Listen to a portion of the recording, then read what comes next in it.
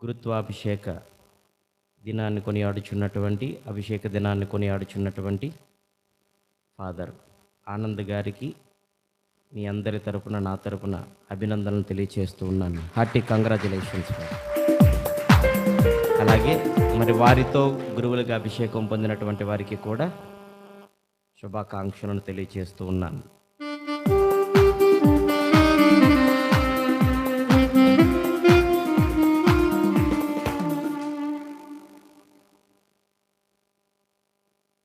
Arch bishop Fulton జేషిన్ గారు ఒక అత్యద్భుతమైనటువంటి పుస్తకాన్ని రాశారు. ఆ పుస్తకం పేరు ఏంటంటే ఏ priest is not his own. గురువు తనవాడు కాడు. గురువు ప్రజల మనిషి, గురువు పనిచేసే మనిషి, గురువు ప్రార్థించే మనిషి, గురువు ప్రతి ప్రజల కొరకు పాటుపడి వారి మనవులను విజ్ఞాపన చేసే మనిషి. గురుత్వం గూర్చి ఇలా మాట్లాడుకుంటూ వెళితే చాలా విషయాలే మనకు కనిపిస్తూ ఉంటాయి. ఇంకా గురువును గూర్చి మాట్లాడినప్పుడు చాలా విషయాలు చాలా టైటిల్స్ మనకు వస్తాయి. ఆ టైటిల్స్లో కొన్ని ఇంగ్లీష్లో మీకు వినిపిస్తాను. The priesthood itself is one of the great difficult jobs in the world. మనం సెక్యులర్ వరల్డ్లో చూసుకుంటే ఒక్కొక్క ఫీల్డ్ ఒక్కొక్కరికి ఉంటుంది. Teacher only teaching field, doctor only doctor field, engineer only engineering field. Whereas priest గురుత్వం, గురువు అనేటువంటి విషయంకి వచ్చేసరికి ఆయనలోనే ఒక టీచర్ ఉంటాడు, ఒక ఇంజనీర్ ఉంటాడు, ఒక డాక్టర్ ఉంటాడు. అన్ని రకాలైనటువంటి జాబులను కలిగినటువంటి వాడే గురువు. ఇందులో ఇది చెప్పడానికి అతిశయోక్తి లేదు, అందరూ అంగీకరించాల్సిందే. అందుకే most difficult jobs in the world ఏదంటే అది గురుత్వమే. మరి అందులో కొన్ని టైటిల్స్ మనం చూస్తే preacher, exemplar, advisor, formator, planner, minister, visionary, director, mentor, friend, nanny, reconciler, marriage counsellor, youth director, leader trainer, Bible teacher, psychologist, intercessor. ఇలా అనేకమైనటువంటి టైటిల్స్ కలిగినటువంటి వాడు గురువు. తరచుగా ఇవి అందరిలో కనిపించవు, గురుత్వంలో మాత్రమే కనిపించేటువంటి గొప్ప విషయాలు. మరి ప్రియమైన సహోదరి సహోదరులారా, కొన్ని సందర్భాలలో ఇలాంటి గురువులు మన దగ్గర పనిచేస్తున్నప్పుడు నెగిటివ్ ఆస్పెక్ట్లో కొన్ని విషయాలు మనం మాట్లాడుకుంటే మనం ఏమంటాం? ఈయన మాస్ అంతా బోరింగ్ కొడుతుంది, పూజ అంతా బోరింగ్ కొడుతుంది అని అనుకుంటూ ఉంటాం. రెండవది, ఎక్కువ ప్రసంగం చెప్పేస్తున్నారు, ఈయన ఎప్పుడు డబ్బులు అడుగుతూ ఉంటాడు. ఇలా నెగిటివ్గా మాట్లాడుకొని కూడా మనం ఆయన యొక్క పేరును పాడు చేయడానికి మనం ప్రయత్నాలు చేస్తూ ఉంటాం. ఇలాంటి వాళ్ళు ఎవరైనా ఉంటే వాళ్ళకి నా సలహా, ఓ వ్యక్తి అంటే మృత్యువా, నీ మరణాన్ని నువ్వు జయించగలవా అనేటువంటి మాట 1 కొరింథీ పత్రికలో ఉంటుంది. ఓ వైద్యుడా, నీకు నీవే వైద్యం చేసుకో అనేటువంటి మాట చెప్తే ఎలా ఉంటుంది? అలాగే గురువులను గూర్చి ఎవరైనా చెడుగా మాట్లాడితే మొదట నీ జీవితాన్ని నువ్వు చూసుకో. నీకు నిజంగా దండించాలి, కరెక్షన్ చేయాలనే తలంపు ఉంటే అడ్వైజర్గా ఉండు, కరెక్షన్ చేయి, దండించు. గురువు ఎక్కువ ప్రసంగం చెప్తున్నారంటే అవసరతను బట్టి ప్రసంగిస్తా. నీ అవసరతను బట్టి, వాక్య దాహాన్ని బట్టి, వాక్యం అందరికీ చేరాలనే తలంపుతోనే కొన్ని సందర్భాలలో చేస్తారు. పూజ బోరు కొడుతుంది అనే ఆలోచన వచ్చిందంటే నువ్వు దేవునితో సత్సంబంధాన్ని కలిగి లేవు. గురువు చేసే పూజ నీకు బోరు కొడుతుంది అంటే నీకు దేవునికి మధ్య సత్సంబంధం అనేటువంటిది అక్కడ నిన్ను విడగొట్టేటువంటి సాతాను ఆలోచన ప్రవేశించడం మూలంగా బంధమై కోల్పోతూ ఉన్నావు. గురువు భాష వచ్చిన, గురువు కుర్రవాడైనా, గురువు ముసలివాడైనా అర్పించే దివ్య పూజ అమూల్యమైనదే. అమూల్యమైనటువంటి ఆ దివ్య బలి పూజలో మనం పాలు పంచుకునేటప్పుడు బోరు కొడుతుంది, అది చేస్తుంది, ఇది చేస్తుంది కాదు. నిన్ను నీవు ఎంతగా సమర్పణ చేసుకున్నావు అనే దానిలోనే నిమగ్నం అవ్వాలి తప్ప ఇక్కడ గురువుని నిందించడం అనేటువంటిది మనం పెట్టుకోకూడదు. తర్వాత ఎక్కడో ఎక్కడో పుట్టినటువంటి వాడు ఎక్కడెక్కడికో వెళ్ళి పనిచేస్తూ ఉంటాడు గురువు. ఈ పనిచేసేటువంటి ఈ గురువు తన ప్రజల దగ్గరకు వచ్చినప్పుడు వీరే తనవారు అనుకొని కొన్ని సందర్భాల్లో తన కుటుంబాన్ని వదిలేసి, తల్లిదండ్రులు ప్రాయం చెల్లినటువంటి తల్లిదండ్రులు ఉంటే వెళ్ళి చూడలేక, వెళ్ళి ఆదరించలేక, వెళ్ళి వాళ్ళతో ఉండలేక, తన ప్రజలు అనుకున్నటువంటి మీతోనే, మీలాంటి వాళ్ళతోనే పని చేస్తాడే.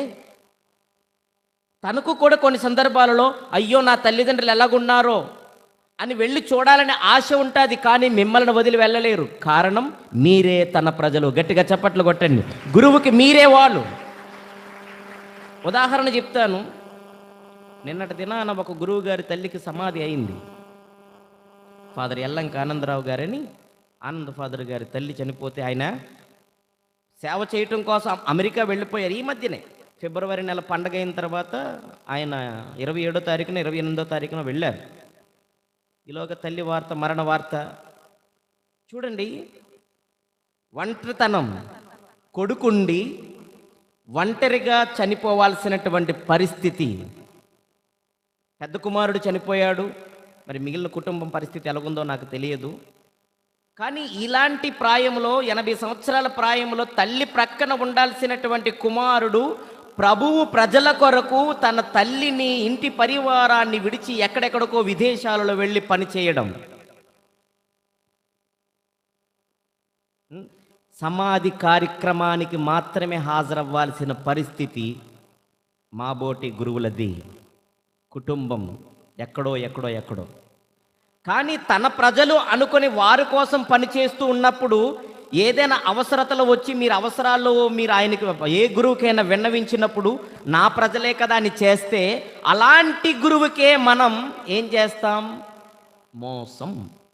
కొన్ని సందర్భాలలో మోసం, సారీ టు సే, కొన్ని సందర్భాలలో మనమే మన గురువుకి మోసపూరితమైనటువంటి మాటలను చెప్పి మోసం చేసి, కొన్ని సందర్భాలలో ఏదో అవసరానికి నీకు డబ్బులు ఇస్తాడు, తిరిగి ఇచ్చిన ప్రజలు ఎంతమంది? ఎస్ సార్, ఆలోచన చేసుకుంటే తిరిగి ఇచ్చిన వాళ్ళు ఎంతమంది? ఇలాంటి కొన్ని సందర్భాలు, ఇంకా కొన్ని సంఘటనలు చెప్పుకుంటే, వివాహం దగ్గరకు వచ్చినప్పుడు ఎన్ని విషయాలు దాచిపెట్టేస్తారండి. గురువు దగ్గరకు వచ్చినప్పుడు మోసం చేసి 1000 అబద్ధాలు ఆడైన పెళ్లి చేయమన్నారు, కానీ 1000 అబద్ధాలు ఆడి ఒక్క అబద్ధం ఆడిన గురువు దగ్గర ఆ జంటని మీరు కూలదోసినట్టే లెక్క. కానీ ఇలా గురువు దగ్గర వచ్చి ఎన్నో మోసపూరితమైన మాటలు చెప్పి ఆయన మంచితనాన్ని మనం కాలదన్నుతామే. మన గురువుని మనమే, గురువుకి దేవునికి మనకి మధ్య ఉండేటువంటి ఈ వారధిని, మధ్యవర్తిత్వాన్ని ఇలా ప్రక్కకు తోసేస్తున్నామంతే. ఇది కాదు విశ్వాసలంగా మనం చేయాల్సింది. నీ తోటి గురువులను, సమస్తాన్ని విడిచిపెట్టి వచ్చినటువంటి నీ గురువుని, ఆయన నీకు స్నేహితుడైతే, బంధువైతే, వాళ్ళ కొరకు నీవు నేను చేయాల్సినటువంటిది ఒకే ఒక్కటి, నీ నుండి ఆశించేటువంటిది ఒకే ఒక్కటి, ప్రార్థన. అంతకు మించి ఏమీ లేదు. ఏమండి డబ్బులు అడుగుతున్నారు, ఎవరి కోసం అడుగుతున్నారు? డబ్బులు మాట్లాడుకుందాం. దేనికోసం అడుగుతున్నారు? ఏదో కన్స్ట్రక్షన్ అవుతుంది, మోసుకెళ్ళిపోవడానికా? ఇప్పుడు ఈ వర్క్ ఫాదర్ గారు రాగానే అన్ని పెయింటింగ్లు ఇవన్నీ చేయించారు. 3 సంవత్సరాల తర్వాత, 5 సంవత్సరాల తర్వాత ట్రాన్స్ఫర్ అయిపోతే ఈ వెంగాపురం చర్చిని మోసుకెళ్ళిపోతాడా? చెప్పండి. నో. నాది అనేటువంటి భావంతో గురువు పనిచేసినప్పుడు, తన ప్రజలు అనుకొని పనిచేసేటప్పుడు కొన్ని సందర్భాలలో మనకి బాధ అనిపిస్తుంది, ఏంటి ఫాదర్ డబ్బులు అడుగుతున్నారు, కానీ ఆయన చేసే పని అందరి కొరకు మాత్రమే తప్ప తన కొరకు కాదు. ఈ ఒక్క మాట మనం గుర్తుపెట్టుకోవాలి ప్రియమైన సహోదరి సహోదరులారా. మరి ఇలాంటి గురువుని కొన్ని సందర్భాలలో మనం దెప్పి పొడుస్తూ ఉంటాం. ఎవరో ఒక మనిషి చాలా చక్కగా రాశాడు, కొన్ని విషయాలను మీకు తెలియజేస్తాను. ఆల్రెడీ నేను ప్రస్తావించాను, కానీ మనం ఒక్కసారి గురువుల కోసం ఆలోచన చేద్దామా అని ఒక ఆర్టికల్, చక్కని ఆర్టికల్ ఒక వ్యక్తి రాశాడు. ఒక సామాన్యమైనటువంటి మనిషే, విశ్వాసి. ఫాదర్లు మనలాంటి మనుషులే. పైనుంచి ఊడిపడ్డారా ఫాదర్లు? చెప్పండి. మీలాగా మీరు ఎలాగైతే ఒక తల్లి గర్భం నుంచి పుట్టారో ఫాదర్లు కూడా సామాన్య మనుషులు అలాగే పుట్టారు. వాళ్లకు సమస్యలు ఉంటాయి, వాళ్ళు అలసిపోతారు, వాళ్ళు విసిగిపోతారు, వాళ్ళు డిప్రెషన్కి గురవుతారు, వాళ్ళు ఒంటరితనాన్ని అనుభవిస్తారు. ఎడతెగని దేవుని భక్తి గల సేవా కార్యకలాపాల్లో పాల్గొని గురుత్వ అభిషేకం కోసం వాళ్ళ వ్యక్తిగత జీవితాలను, కుటుంబాలను విడిచిపెట్టి అప్పటి వరకు కుటుంబంలో పెరిగి ఒక్కసారిగా దేవుని సేవ నిమిత్తమై కుటుంబాన్ని విడిచిపెట్టి ఎంత ఒత్తిడికి, ఒంటరితనానికి గురవుతారు. మరి కుటుంబ సంబంధాలను విడిచిపెట్టాలి. ఒక్కొక్కసారి ఒంటరితనం భరించలేక వెనక్కి వెళ్ళిపోవాలి అనిపించినా తమని తాము నిగ్రహించుకొని క్రీస్తు ప్రభుని సేవించడంలో తమను తాము అనుదినము బలపరుచుకుంటూ ముందుకు నడుస్తారు గురువులు. మరి సేవా జీవితంలో ఎదురయ్యే బాధలు, కష్టాలు, సమస్యలను ఎదుర్కొనేటప్పుడు ప్రక్కన ఓదార్చేవారు, ధైర్యం చెప్పేవారు లేక, ఒత్తిడిని భరించలేక వారు అనుభవించే ఒంటరితనం వర్ణనాతీతం.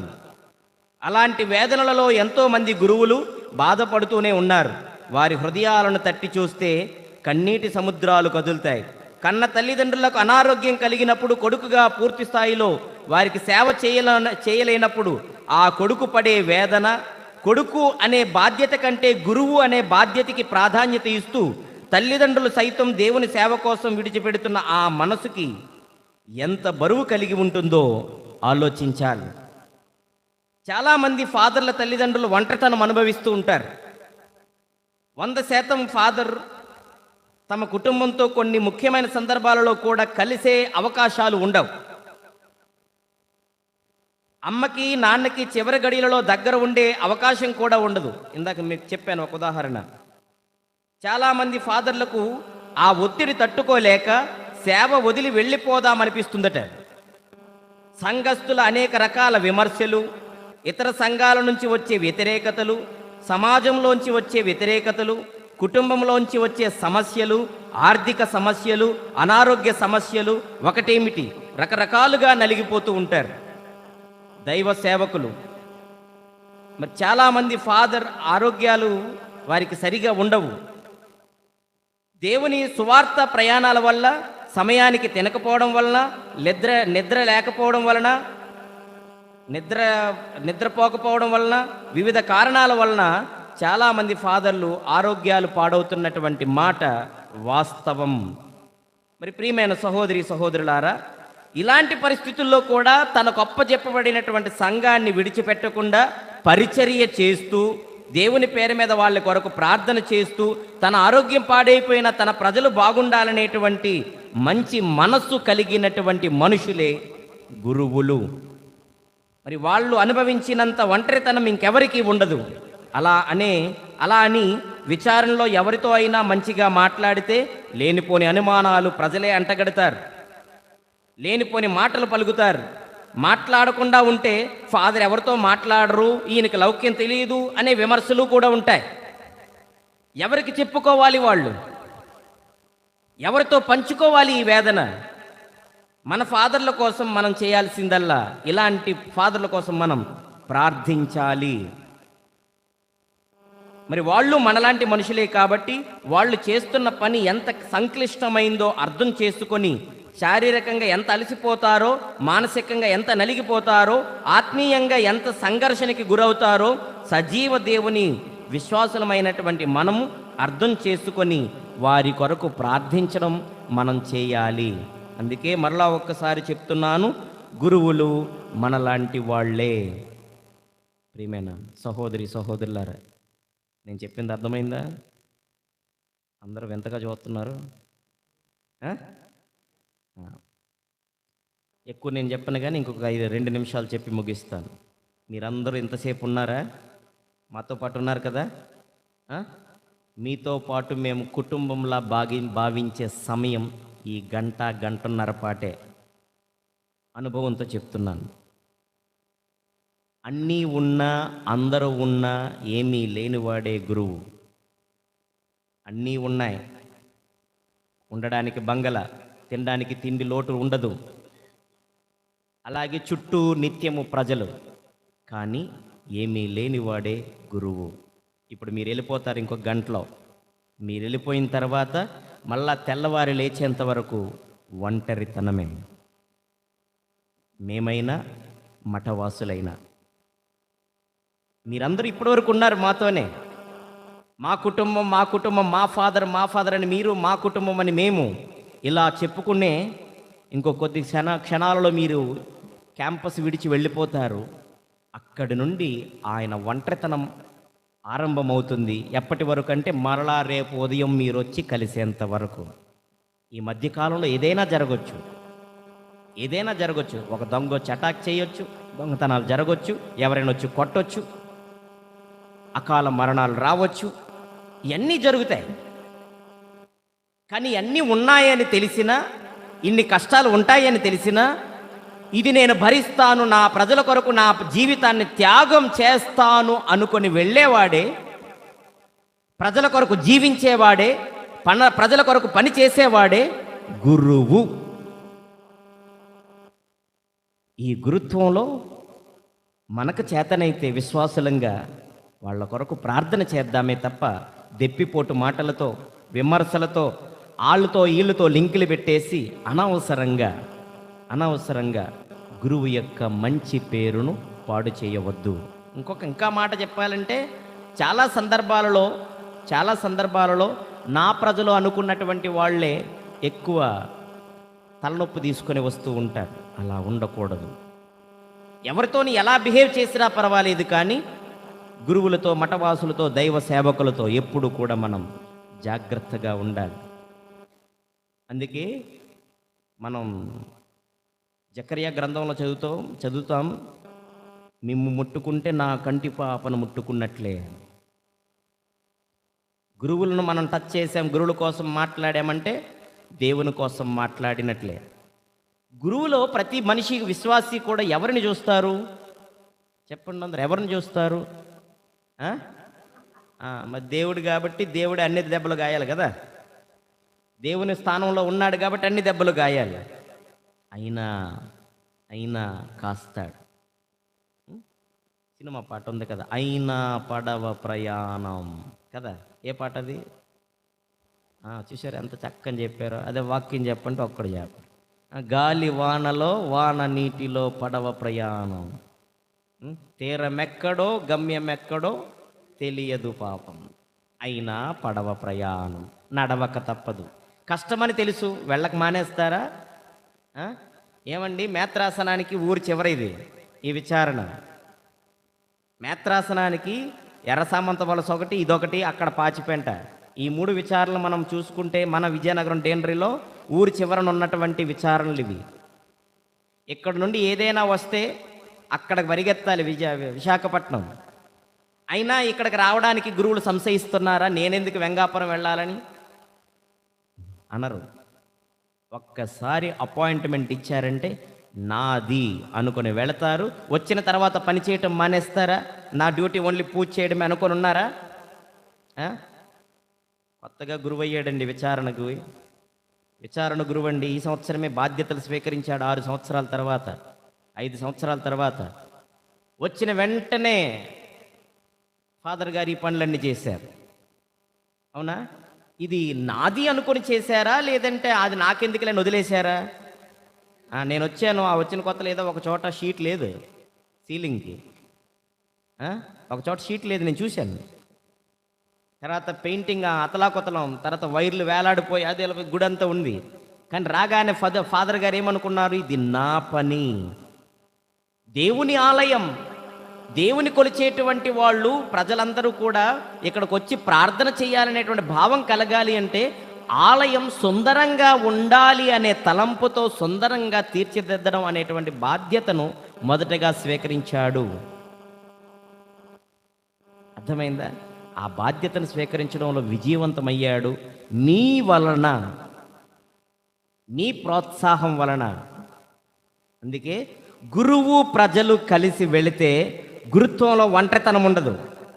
మరలా చెప్తున్నాను, గురువు ప్రజలు కలిసి వెళితే గురుత్వంలో ఒంటరితనం ఉండదు. ఒంటరితనం ఉంది అని అంటే దానికి కారణం మీరే. ఒంటరితనం లేదు అంటే దానికి కారణం కూడా మీరే. ఒప్పుకుంటారా? చెప్పండి, ఒప్పుకుంటారా?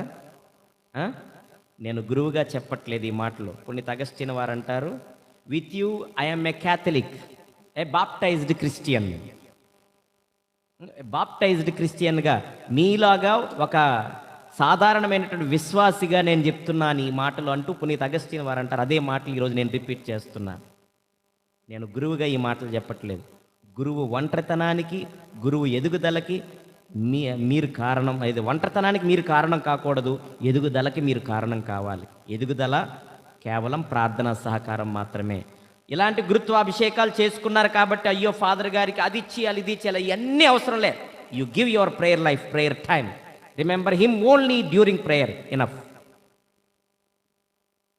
గురువుని మీరేదో గొప్ప గొప్ప వస్తువులు, వెండులు, బంగారాలు, ఆ వస్తువులు, ఈ వస్తువులు, డ్రెస్సులు ఇవన్నీ కాదు. అనునిత్యము నీ గురువులకు నువ్వు చేయాల్సినటువంటి గొప్పదైనటువంటి ఏదైనా ఉంది అంటే అది ఒక్క ప్రార్థనే. చేస్తారా? గడిచిన కాలం